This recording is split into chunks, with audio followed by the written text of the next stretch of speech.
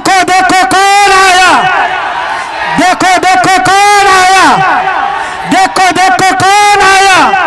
मजलिस इत्तेहादुल मुस्लिमीन, मजलिस इत्तेहादुल मुस्लिमीन, मजलिस इत्तेहादुल मुस्लिमीन, जनाब बैरिस्टर असदुद्दीन ओवैसी साहब। मजलिस इत्तेहादुल मुस्लिमीन, मजलिस इत्तेहादुल मुस्लिमीन, देखो देखो कौन आया, देखो देखो कौन आया, देखो देखो कौन आया। जनाब बैरिस्टर असदुद्दीन ओवैसी साहब, जनाब अख्तरुल ईमान साहब। मजलिस इत्तेहादुल मुस्लिमीन, मजलिस इत्तेहादुल मुस्लिमीन, देखो देखो कौन आया, देखो देखो कौन आया, देखो देखो कौन आया, देखो देखो कौन आया, देखो देखो कौन आया। जनाब बैरिस्टर असदुद्दीन ओवैसी साहब, जनाब बैरिस्टर असदुद्दीन ओवैसी साहब, जनाब अख्तरुल ईमान साहब, जनाब गुलाम हसनैन साहब, जनाब गुलाम हसनैन साहब, जनाब गुलाम हसनैन साहब।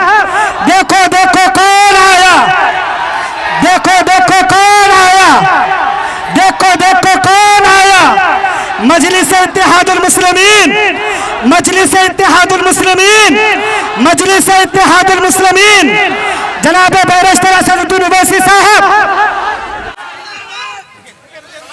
अस्सलाम वालेकुम व रहमतुल्लाह बरकातुहू। दोस्तों, बुजुर्गों, अजीजों, आइए आइए मुफ्ती साहब, सभी का शुक्रिया। सदस्य दोस्तों, अब हम वक्त के मगरिब का भी वक्त होने जा रहा है।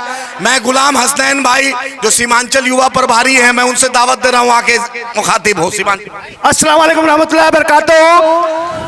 मैं सीमांचल की इस धरती पर बैरिस्टर असदुद्दीन ओवैसी साहब का और हमारे अख्तरुल ईमान साहब का खैर मकदम करता हूं। चूंकि आप उनको सुनने के लिए आए हैं, मैं इसलिए आपका समय नहीं लेके सबसे पहले मैं माइक अख्तरुल ईमान साहब को देता हूं।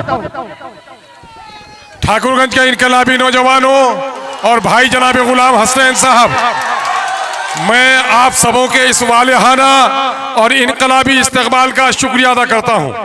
ये कारवान इंसाफ है। बैरिस्टर असदुद्दीन ओवैसी साहब ने हमेशा अदल इंसाफ की बात की है।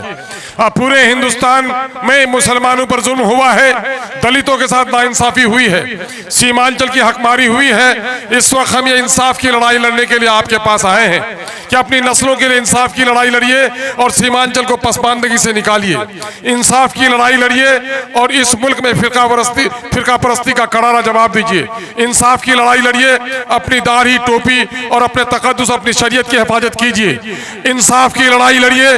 और इस वक्त सेकुलरिज्म के नाम पर जो लोग हुकूमत बनाना चाहते हैं, वो मुसलमानों को गुलाम बना के रखना चाहते हैं, फिरका परस्त हमारी गर्दन काटते हैं और ये हमें गर्दन झुकाने पर मजबूर कहते हैं। कह दो इनको, हम गर्दन तो कटा सकते हैं लेकिन गर्दन झुका नहीं सकते हैं। अपने हिस्सेदारी के लिए हम तैयार हैं।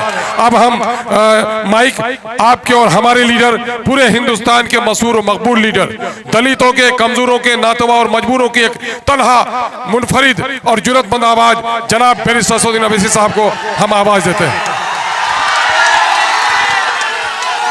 बिस्मिल्लाहिर्रहमानिर्रहीम। अस्सलाम वालेकुम व रहमतुल्लाहि व बरकातुहू। मोहतरम जनाब अख्तरुल ईमान साहब, आदिल हसन साहब, हसनैन साहब, मौजूद हाज़रीन इकराम, क्योंकि काफ़ी वक्त हो चुका है, देर भी हो गई हमको आने में, मैं माजरत चाहता हूँ। और 5-6 मिनट के अंदर मगरिब की नमाज का वक्त भी शुरू होने वाला है। हम आपसे ये अपील करने आए हैं कि आप मुत्तहिद रहिए और इंशाअल्लाह ताला आपके बार ठाकुरगंज से आप मजलिस इत्तेहादुल मुस्लिमीन के उम्मीदवार को यहाँ से कामयाब करके बिहार के असम्बली में भिजाइए, ताकि आपके इस विधानसभा में जो बहुत से मसले मसाइल हैं, एक फ़हरिस्त है कामों की जो मुझे बताया गया कि यहाँ पर मंडी की ज़रूरत है, यहाँ पर अनानास और केले की पैदावार होती है और उनको उनकी कीमत नहीं मिलती है और दलाल उससे फ़ायदा उठा लेते हैं।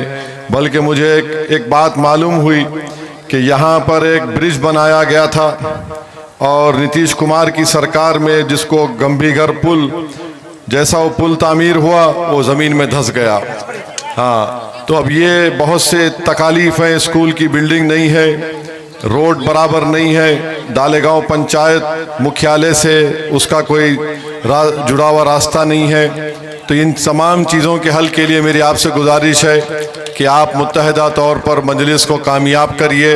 अख्तरुल ईमान की क़ियादत में बिहार में सीमांचल में मजलिस आपकी आवाज़, आपकी मसाइल की तर्जुमानी कर रही है। तो मेरी यही आपसे गुजारिश है कि मुत्तहदा तौर पर अपने वोट का इस्तेमाल करिए। बीजेपी को रोकना है और बीजेपी को रोकने के लिए ही मजलिस इत्तेहादुल मुस्लिमीन ने कोशिश की। मगर अगर हमारी इस कोशिश को कोई कमज़ोरी समझता है कि हमने ख़त लिखकर उनसे गठबंधन में अलायंस की या इत्तेहाद की बात की, हम कमज़ोरी की बुनियाद पर नहीं लिखे बल्कि ताकत की बुनियाद पर ख़त लिख कर दिए। और अगर ख़त लिख कर देना अगर वो कमज़ोरी समझ रहे हैं तो इंशाअल्लाह ताला उनको बहुत जल्द पता चल जाएगा जब इंतखाबात होंगे। मेरे अजीज़ दोस्तों और बुजुर्गों, जब से देश में बीजेपी की सरकार बनी है, नरेंद्र मोदी ने कोई कसर नहीं छोड़ी। मुख्तलिफ समुदायों में गलत फहमी और जहर फैलाने का काम उन्होंने किया। एक नया कानून बना दिया, वफ़ तरमीमी कानून, जिसके ज़रिए से हमारी मसाजिद को छीनने की कोशिश की जाएगी, दरगाहों को, खानखाहों को छीनने की कोशिश की जाएगी। पार्लियामेंट में मैंने बहैसियत रुकने पार्लिमान पूरी कोशिश की, पूरे कानूनी दलाइल के साथ हमने कोशिश की और कहा कि यह कानून वफ़ की जायदादों को बचाने के लिए नहीं बल्कि वफ़ की जायदादों को लूटने के लिए बनाया गया है।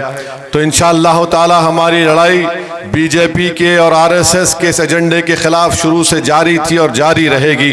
मेरे अजीज़ दोस्तों और बुज़ुर्गों, ये सीमांचल की सरज़मीन जो भारत का सबसे पसमानदा इलाका है, इसके इंसाफ के लिए बहुत ज़रूरी है कि आप अपने नुमाइंदे को, मजलिस के नुमाइंदे को कामयाब करके बिहार की विधानसभा में भिजाइए ताकि आपकी पसमानदगी का खात्मा हो सके।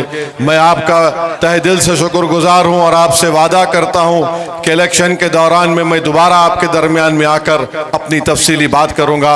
आपका बेहद शुक्रिया जो आप इतनी बड़ी तादाद में आज यहाँ पर आए, क्योंकि मगरिब की अज़ान का वक्त, नमाज का वक्त करीब है, इसलिए मैं आपसे इजाज़त चाहता हूँ। बहुत बहुत शुक्रिया। अस्सलाम वालेकुम।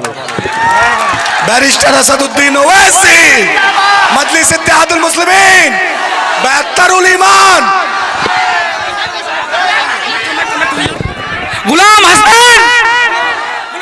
गुलाम हसनैन साहब, गुलाम हसनैन साहब जिंदाबाद, ओवैसी साहब जिंदाबाद, एआईएम पार्टी जिंदाबाद, अख्तरुल ईमान साहब जिंदाबाद, आदिल हसन साहब जिंदाबाद, ओवैसी साहब जिंदाबाद।